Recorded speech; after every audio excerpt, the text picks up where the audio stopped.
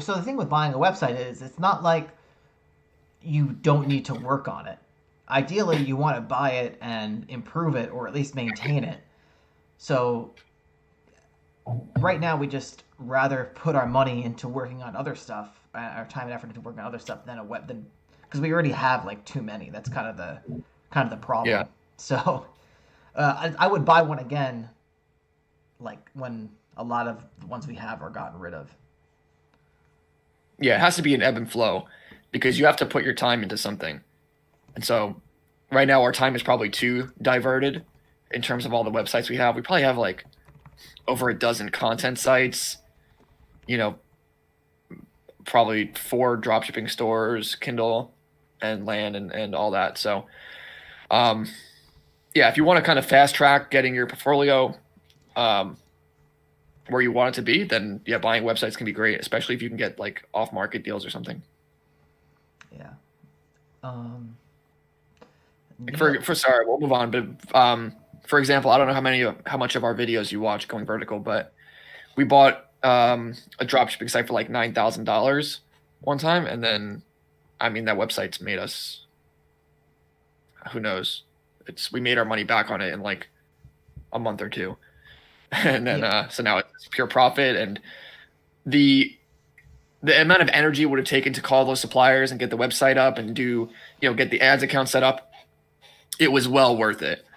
Um, and like even for drop shipping sites, I mean, it would be really ideal. I mean, at this point, I'm very confident I can buy. We can look at a drop shipping site, look at the ads account, and know if we can improve it or not. And that's the type of thing that you want to be able to do. So, I would say buying a website is best once you have a good amount of expertise, so that you can identify the problems, almost like fixing up a house, and then you go and you fix the problems, and now it'll make its money back faster and get to that you know, pure profit zone quicker.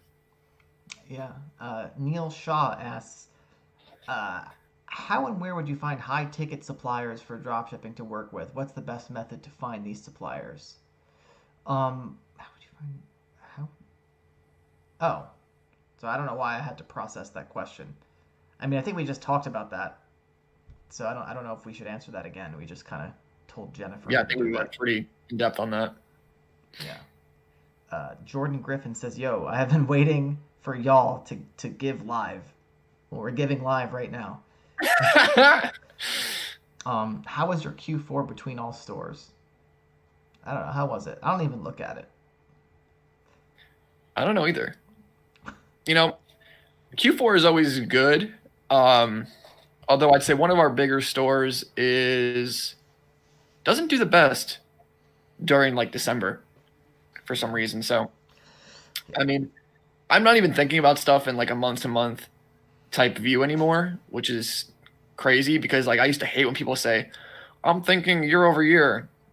Yeah, that would just seem so stupid to me. Like when I would just love looking at sales and getting a rush off that. But yeah, I think I mean everything is just trending up, and as long as you're keeping up with your ad spend, making sure that that's on a upward trajectory, then the sales should follow.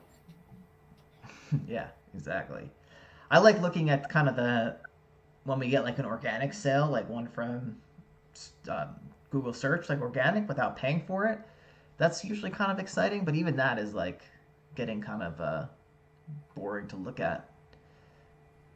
Yeah, Because at the end of the day, you just got to keep doing the same stuff. And I think a lot of that site, the site we're talking about, that doesn't do as well in December, I think is actually like not seeing its full potential because of the pandemic.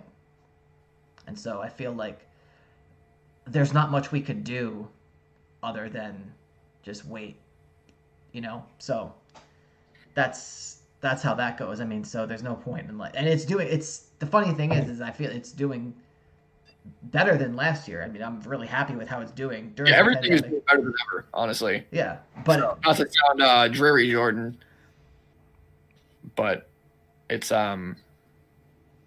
yeah, like one store that did around 300K in December. I think last December it doubled its sales. So Um, it's really interesting to see. It is year over year growth. Because you can look back, and usually Q4 is like a higher time during the year, so that's like the best you've ever done during that year. And then you look back a year later, and you're like, wow, I'm surpassing these sales numbers every month. And so it's kind of like with our content sites, there's a big spike in Q4, and then it kind of levels off a bit in January, but there's a new baseline, and then it starts going back up from there. So we've seen that a lot with our dropshipping stores as well. Yeah. And I don't have a lot of data on this, but my hypothesis is, when you're running ads consistently every single day for years and years and years, that does have some sort of payoff, because someone that got hit with an ad from you a year ago may wind up coming back and making that first purchase a year later.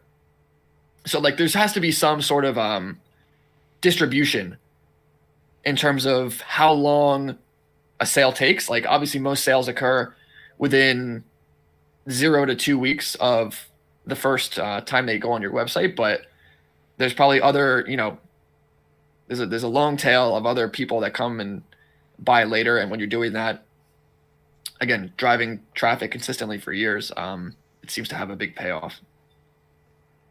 Yeah. So with that one, it's just I am curious to I really want to know what happens when the pandemic is over. Like I feel like it could just double. Yeah, Um, anyway. certainly. So Arrow says attack of the receding hairlines. Ha.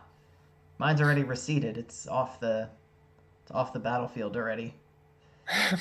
Oh, but I do want to say, so as far as Q4 with the content site, that's always exciting to look at because, like Mike said, it does decide like a new baseline. But I really, really wanted to hit 20K in December for the content sites, but I think we're going to come up a little shy. Right now, it's looking like high 18s, maybe low 19,000.